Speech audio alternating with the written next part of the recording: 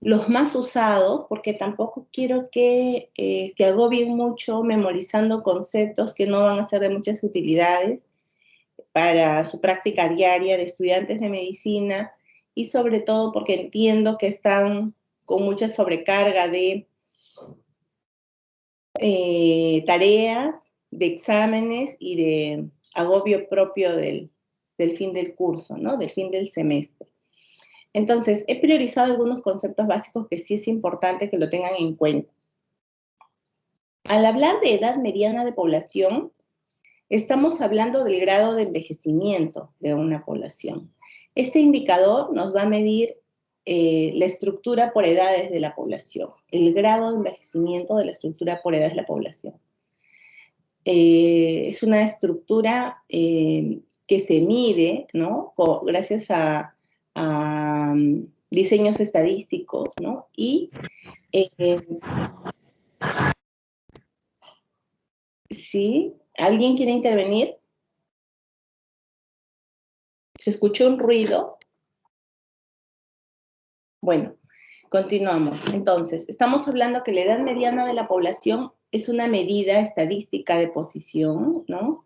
Que va a expresarse en dos grupos en dos grupos de población con igual número de personas. De repente es un poco confuso, lo voy a explicar con un ejemplo.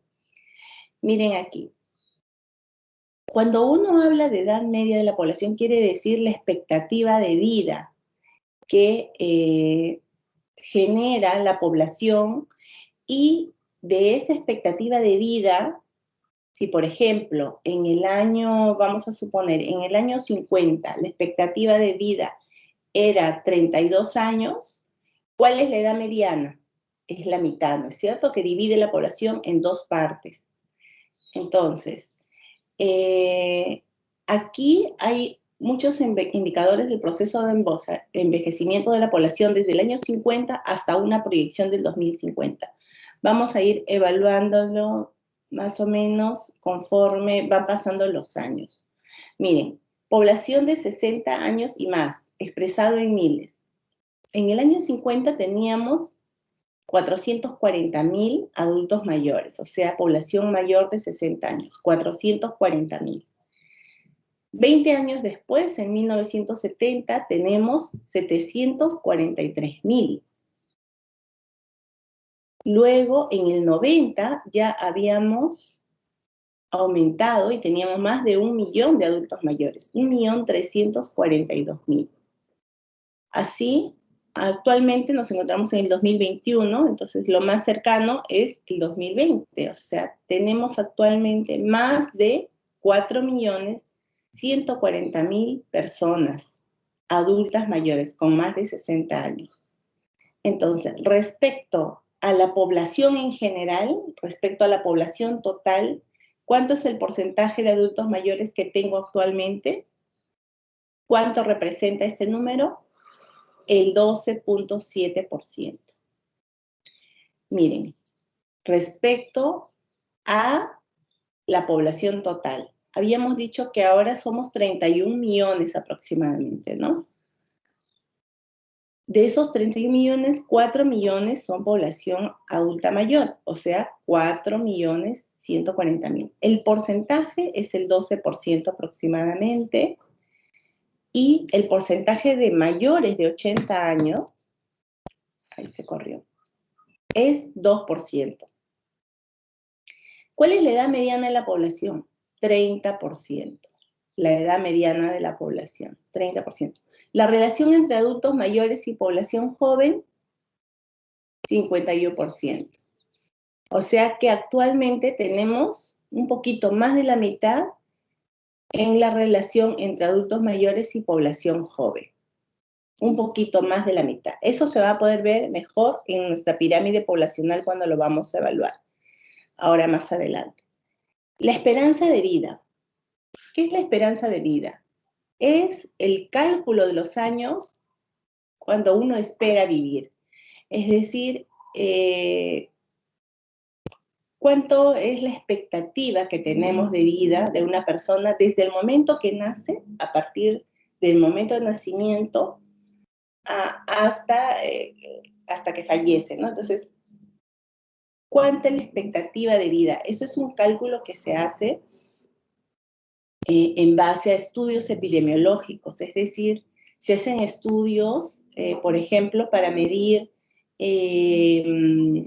enfermedades crónicas, cumplimiento de metas de vacunación. O sea, una persona, ustedes saben que desde el momento que se nace, para poder determinar la esperanza de vida, son muchas las condiciones que se tienen que tener en cuenta para calcular la esperanza de vida. Por ejemplo, les voy a poner ejemplos. Si una persona, ¿quién tendrá más probabilidades de vivir? Las personas que nacen en costa, las personas que nacen en sierra, las personas que nacen en selva. Entonces, el lugar del nacimiento te genera un puntaje para acumular esperanza de vida. Ahora, si naces en la costa, ¿dónde naces? ¿Naces en tu casa? ¿Naces en un centro de salud o naces en un hospital? La gente de la costa generalmente tiene a sus partos, ¿no? Las mujeres tienen a sus partos en un hospital, ¿no? Porque tiene conocimiento que en el hospital se encuentran las mejores condiciones para dar a luz, para tener a su niño.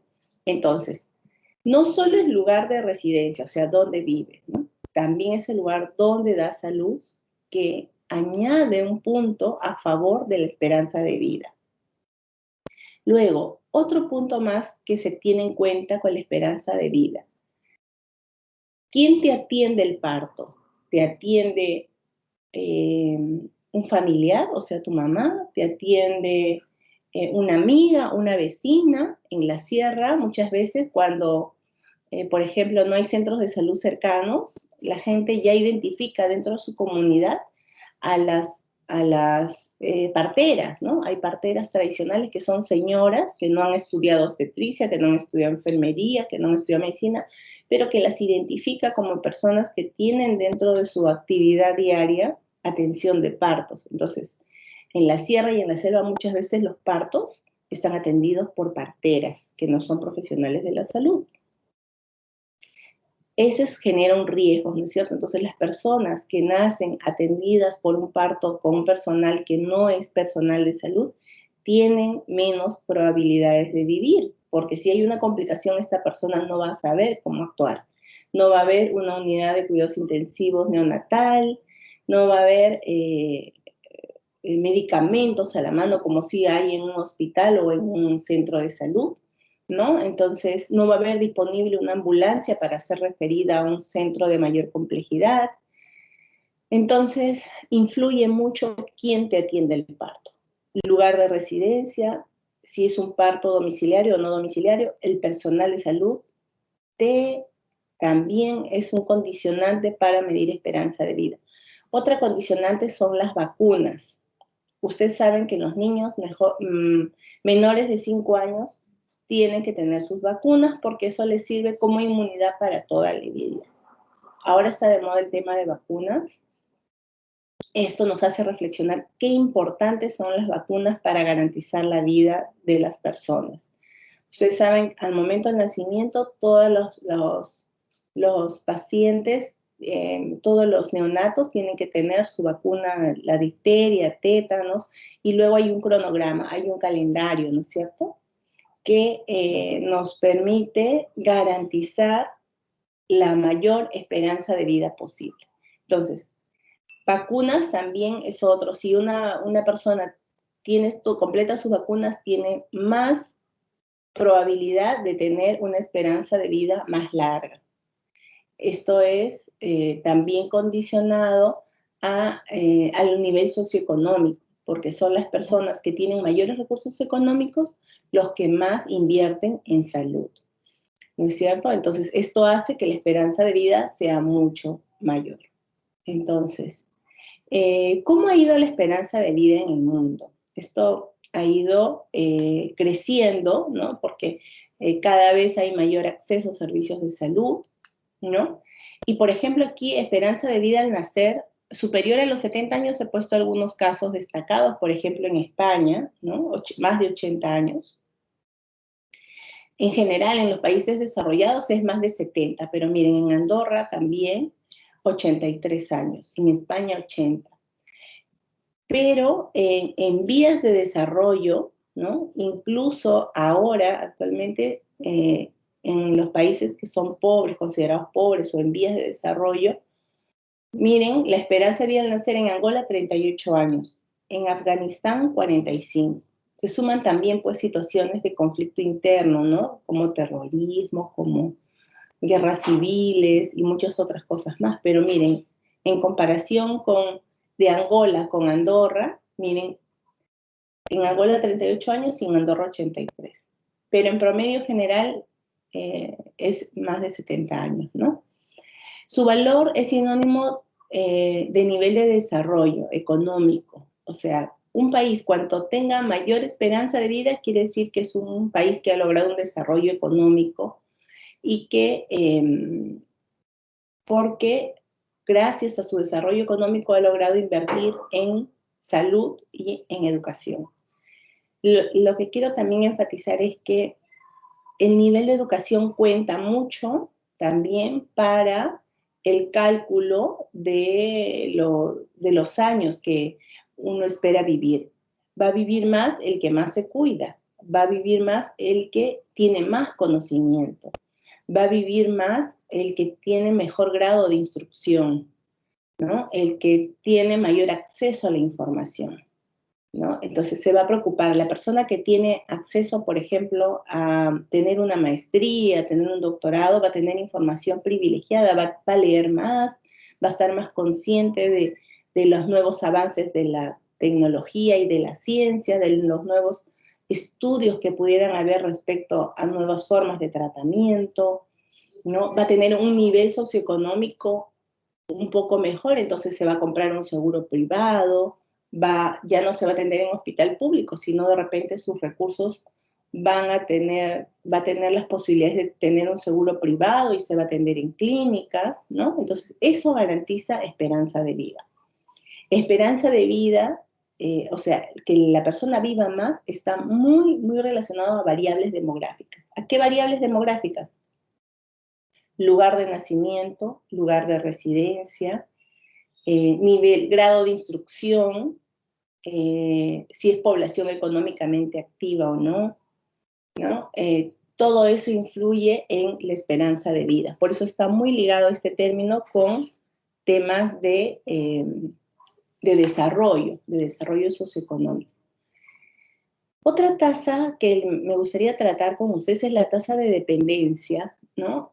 ¿Y qué cosa es la tasa de dependencia? Es la proporción de personas que dependen económicamente de aquellos que están en edad de trabajar. Les pongo un ejemplo. ¿Quiénes dependen de mí? Yo, por ejemplo, pertenezco a la población económicamente activa. Estoy en un rango desde 20 a 60 años. La población que comprende entre 20 y 60 es la población que trabaja activamente, que tiene un nivel de ingreso mensual. ¿Y quiénes dependen de mí, por ejemplo? Dependen los que no pueden trabajar y están a mi cargo. Por ejemplo, mis hijos. Yo tengo 2 hijos, uno tiene 5 y el otro tiene 7 años. Ellos no pueden trabajar, lógicamente, ellos dependen de mí. Entonces, ellos son población que depende económicamente de mí. También otras personas pueden tener a sus papás a su cargo, o sea, papás que, por ejemplo, no tienen jubilación y están a cargo del adulto, entonces esas personas tienen a su cargo más población dependiendo económicamente de ellos. Es decir, tienen a los papás y tienen tienen a los hijos y tienen a los abuelos. Esas dos poblaciones que dependen de una persona que sí trabaja y que sí aporta económicamente al hogar. Entonces, hay una tasa de dependencia. En el Perú, hasta el año 70, la proporción de la población menor de 15 años y mayor de 64 estuvo en tendencia creciente. Entonces, pero ya después ha ido bajando, es decir, que ha habido más población que trabaja y menos población que no trabaja. Entonces, esto lo podemos reflejar aquí en este gráfico. Miren cómo ha ido esta proporción, miren, dependencia en la vejez. Miren, en 1950, ¿cuántos adultos mayores tenían? Cada día se va haciendo más grande, ¿no? Va ampliándose un poco más la dependencia en la vejez. Luego, esta es la dependencia infantil. Miren, en el año 50, cómo ha ido subiendo en el 70 y luego ha ido bajando. ¿Por qué ha ido bajando? Porque la tasa de fecundidad ha ido bajando también. ¿Qué quiere decir esto? Que hay menos nacimientos, que hay menos niños, hay menos dependencia infantil porque está disminuyendo el número de niños en la población. Y este es el promedio, ¿no? Ya esta es tasa total de dependencia. Este es el promedio entre la población adulta mayor que no trabaja pero que depende de sus hijos y esta es la población infantil que tampoco trabaja pero que depende de los papás, ¿no es cierto? Entonces, esta curva ha ido, aquí vemos que está disminuyendo y aquí está subiendo porque hay más adultos mayores, o sea, hay más mayores porque estamos viviendo más, porque hay más esperanza de vida, porque se tiene más acceso a tratamientos, a vacunas, antibióticos. Recuerden que por estas épocas, por ejemplo, en los 50 o en los 60, no estaba muy difundida la vacunación, tampoco había mucho acceso a los antibióticos, tampoco había mucho acceso a medicamentos gratuitamente como lo hay ahora, ¿no? Ayer habíamos visto el caso de la tuberculosis, por ejemplo. Mucha gente se moría de tuberculosis. En los 90 inclusive, cuando se había descubierto la multidrogo-resistencia de la tuberculosis y nadie los curaba, entonces la gente se moría, ¿no? Entonces, al haber mayor acceso a medicamentos, al haber mayor acceso a vacunas, la esperanza de vida crece. Entonces, ¿qué pasa? Estas condiciones que disminuye la población infantil que son dependientes. Esta hace que el Estado, en este caso el país, el Perú, se encuentre en un espacio que se denomina bono demográfico. ¿Qué quiere decir? Quiere decir que la tasa de dependencia es mayor a la tasa de población que necesita depender económicamente de la población económicamente activa. O sea, ¿qué quiere decir esto? Que hay más jóvenes que aportan un nivel socioeconómico al hogar. Vamos a poner en un ejemplo concreto, por ejemplo, en una familia de 4 personas, está conformado por una mamá de 50 que trabaja. Vamos a poner la mamá trabaja es enfermera, ya, la mamá. Y tiene 2 hijos. Y los hijos, uno tiene 24 y el otro tiene 22. Estas personas, y también hay un adulto mayor de 70 años. Entonces, en esta casa hay 3 ingresos. ¿Por qué? Porque está la mamá que trabaja y los 2 hijos que trabajan de manera independiente. En lo que fuere, es un nivel de ingreso. El único que no trabaja es el adulto mayor de 70 años. Quiere decir que en este hogar hay 3 personas que aportan económicamente y hay un solo dependiente. O sea, una sola persona que no trabaja. Y así en otros casos, ¿no? En otros casos, por ejemplo, vamos a suponer que son 5 personas. Hay una mamá y un papá que trabajan, un hijo que trabaja, hay un niñito de 5 años y un adulto mayor de 80. Es el abuelito. Entonces, de este hogar de 5 personas, 3 aportan al hogar, ¿no? 3 generan un ingreso y solo 2 dependen económicamente de esa población económicamente activa, que son los 3. Entonces, estas condiciones se dan en muchos hogares. Es más el número de personas que trabajan que el número de personas que no trabajan y que dependen económicamente de esta población económicamente activa. A eso se denomina bono demográfico. Es una situación en el tiempo en que hay más cantidad de personas jóvenes que aportan económicamente al hogar. Pero eso en el tiempo cambia, varía, y lo vamos a poder observar en el índice de desarrollo humano.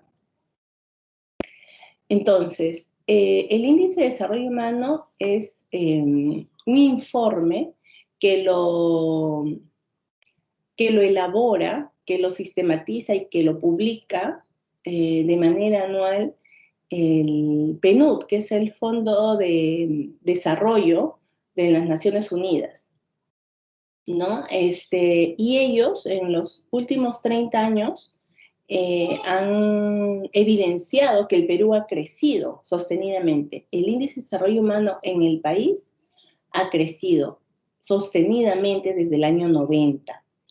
Entonces, ¿qué mide el índice de desarrollo humano? Mide bienestar, mide el bienestar a través de el acceso a la educación. Por ejemplo, habían identificado los distritos, habían hecho una escala, por ejemplo, quién tenía el mayor nivel de educación. Por ejemplo, quién es el distrito que tiene sus pobladores con un grado de doctorado. ¿Cuál es el distrito que tiene el mayor número de analfabetos? ¿Cuál es el distrito que tiene la vida larga y saludable? Porque una cosa es vivir 80 años caminando, consciente, hablando, y otra cosa es vivir hasta los 80, pero postrado, con secuelas de un ACV hemorrágico, dializándote por problemas de diabetes, ¿no? Entonces, el desarrollo no solamente se mide por cuánto tiempo tú vives, porque puedes vivir 10 años postrado en una cama y eso no es calidad de vida. Eso no es tener un nivel de vida digno. Entonces, lo que se espera es que la población viva más, pero que viva bien, que viva productiva, que tenga una vida larga y saludable. Entonces, el índice de desarrollo humano tiene todas esas variables que te permiten evidenciar bienestar. Entonces, ¿cómo se mide eso? Vida larga y saludable con esperanza de vida. Acceso a la educación se mide a través de los años de escolaridad, es decir, que tengas tu primaria, secundaria, que tengas un nivel de educación superior, ¿no? Que tengas también un estándar de escolarización y de capacitación continua, porque nuestra vida económica va a depender del nivel del acceso a la educación. ¿Por qué? Les comento, porque una persona que acabó la secundaria, cuando quiere trabajar, ¿de qué trabaja normalmente una persona que acaba secundaria? Cuando uno va a postular a una vacante, te piden tu grados de educación. Entonces, si tú te presentas solamente con quinto de secundaria, ¿qué trabajo puedes acceder? Puedes acceder a ser comerciante de repente, a vender algo, o puedes, si tienes brevete, puedes manejar taxi, ¿no? Entonces, su nivel de ingreso va a ser mínimo porque su capacitación es limitada, es solamente quinto de secundaria.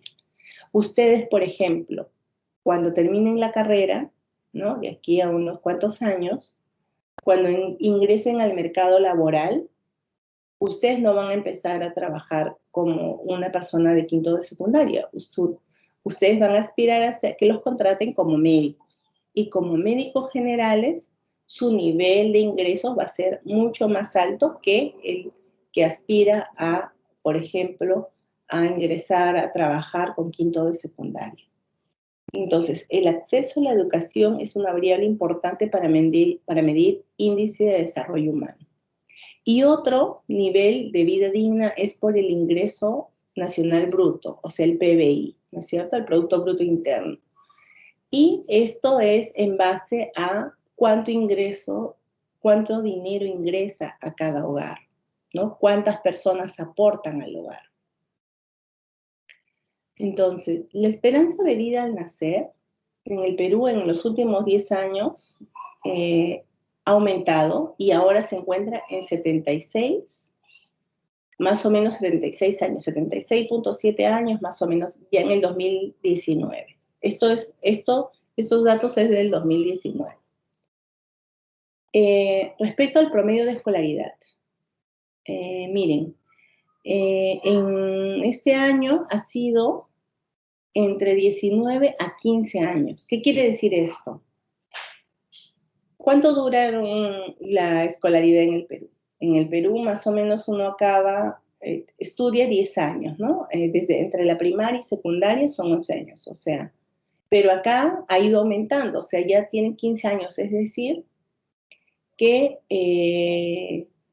anteriormente había muchos que solo estudiaban hasta secundaria. Ahora en el 2019 se ha visto que ya la gente ha estudiado más allá de la secundaria. Está estudiando 15 años en promedio la población. Esos 15 años quiere decir que han estudiado la primaria, la secundaria y una carrera superior, ya sea técnicos o ya sea estudiantes universitarios, ¿no? Que en promedio es 5 años. Entonces, ya en el 2019 se ha podido determinar que en el Perú ya la mayoría de la gente no solamente se conforma en estudiar secundaria, sino que a fin de mejorar su calidad de vida, está estudiando ya una carrera universitaria o una carrera técnica que le permita tener un mayor nivel de ingreso económico. De igual forma, el ingreso nacional bruto per cápita se ha elevado en un 147%, imagínense. La economía peruana estuvo entre los 7 principales países de América Latina con índice de desarrollo humano, ya en el 2019. Bueno, les quiero hablar acerca de las pirámides de población que nosotros ayer ya habíamos visto un poco, ¿no? Pero miren acá, esta es la reestructura por edades, según hombres y mujeres. Es una proyección, esto es una proyección al 2025, acá abajo está la fuente. Miren aquí les quiero mostrar. Miren para el 2025. Esto es la cantidad de niños de 0 a 4, de 5 a 9, de 10 a 14. Miren. Es una pirámide de amplia base, ¿no? Y que conforme van pasando los años se va haciendo más pequeña. Esta es una pirámide tradicional, tiene forma de pirámide, ¿no? Eso visto desde la perspectiva de proyección de población. Ahora acá quiero que vean cómo ha ido evolucionando, cómo es la evolución en algunos países. Miren, ese es México, que básicamente es casi nuestra realidad, ¿no? Es una pirámide de amplia base, o sea que hay más niños, más población joven, ¿no? Y va disminuyendo la población conforme va teniendo más años, de 70 a 74 años, miren aquí. Ahora miren Argentina. ¿Qué quiere decir esto? Que se está reduciendo la cantidad, miren a comparación acá, ¿no? De estos de 0 a 4, que hay más. Aquí no, en Argentina hay menos niños, ¿no? Y aquí la base se va cortando y aquí se va ampliando más porque hay más población también adulta mayor. Miren lo que pasa en Suecia. Esto ya casi no es una pirámide, sino, esta es pirámide, este es un triángulo, ¿no? Porque la punta así y esto se va cortando a la base. Pero miren en Suecia, ya casi se convierte en rectángulo. ¿Por qué? Porque año tras año la tasa de fecundidad va disminuyendo, o sea, hay muy pocos niños. La población económicamente activa, es decir, la población entre 20 y 60 es casi la misma, así, tanto en hombres como en mujeres, ¿no? Y la población adulta mayor también va creciendo. Entonces, hablamos de población joven que crece día a día, ¿no? La base ancha y la punta estrecha es esta. La población estancada, esta es que forma de un triángulo o una campana, ¿no? Que la base se recorta y esto va creciendo también, ¿no? Y ya cuando se muestra que la población está decreciendo, quiere decir que aquí está muy, muy angosta y aquí que también va creciendo, ¿no? Entonces, esto llega un momento en que ya no va a haber más niños, entonces va a haber un espacio de 10 o 15 o 20 años en que no va a haber mucha población económicamente activa porque no hay nacimientos. Entonces, esto se proyecta, uno se tiene que proyectar siempre para ver qué se va a hacer en un futuro cuando tengamos más adultos mayores y no haya población económicamente activa que proporcione bienestar a estos adultos mayores. ¿Con quiénes van a vivir si no van a tener hijos? Vamos a suponer que acá se encuentren señores o señoras de 50 años. Estos que no han tenido hijos, ¿quién los va a ver en su adultez mayor? Si no tienen hijos, van a ir a las residencias de mayores y si no hay las suficientes residencias mayores, ¿quién los va a atender en sus domicilios, no? ¿Quién va a estar pendiente de sus medicinas? ¿Quién los va a llevar a sus controles, a sus chequeos, no? Entonces, eso hay que tener siempre en cuenta para el momento de evaluar población. Miren en el Perú. Lo otro es México, Argentina y Suecia, pero miren aquí en Perú cómo ha ido evolucionando. Esto lo vimos ayer también, pero estaban superpuestos, ¿no? Aquí se puede evidenciar con mayor nitidez. Miren, en el año 50. Este es el año 2000, o sea, hace 21 años. Miren cómo acá fue creciendo, acá se fue acortando, ¿no? Acá se fue haciendo más grueso y acá también se va ampliando. Miren el 2015. Se va haciendo ya una forma de campana, ¿no? Aquí va aumentando más, va aumentando, y esto se va reduciendo. Se va reduciendo. Entonces, hay que tener en cuenta estas pirámides poblacionales para ver qué cosa va a pasar de aquí a 15 o 20 años más. Bien, hasta aquí alguna pregunta, porque si no vamos a pasar a nuestras exposiciones que ayer habíamos suspendido y que hoy día podemos volver a retomarlos.